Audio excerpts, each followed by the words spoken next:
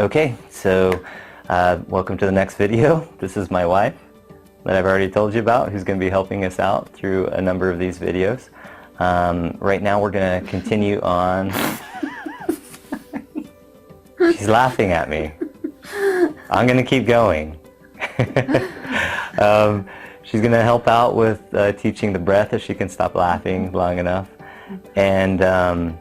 And then she'll walk us through some yoga poses as well. So first of all, to get more control over the breath and understand get comfortable with the feelings in our body and to help them relax, if you have like 15 or so minutes or just before bed, maybe if you start thinking and worrying about the next day and your thoughts just kind of get going and it's hard to go to sleep, I frequently recommend this, and I frequently do it myself.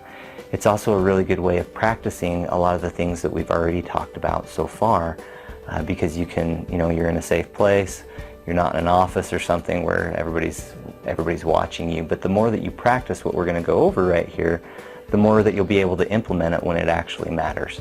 So if you're starting to feel really worried, or if you're feeling stress, if you can learn to master some of these basic techniques, you'll be a lot more able to generalize them into daily life. So let me go ahead and lay down.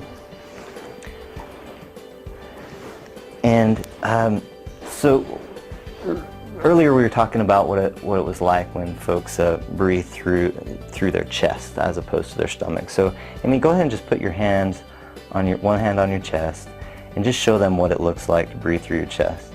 Don't do it too much. Good. And that's what a lot of folks will do, and that can induce anxiety.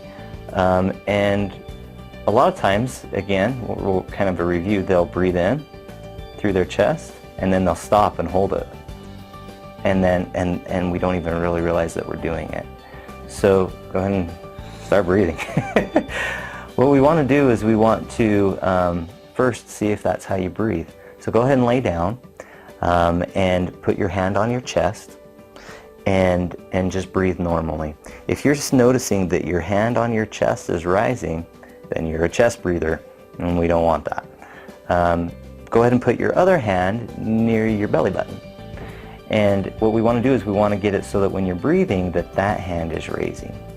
This might take some practice. It did for me. I didn't really realize it, that I even breathe that way, or that I used to. And so just focus on getting this hand to raise, the hand that's on your belly button.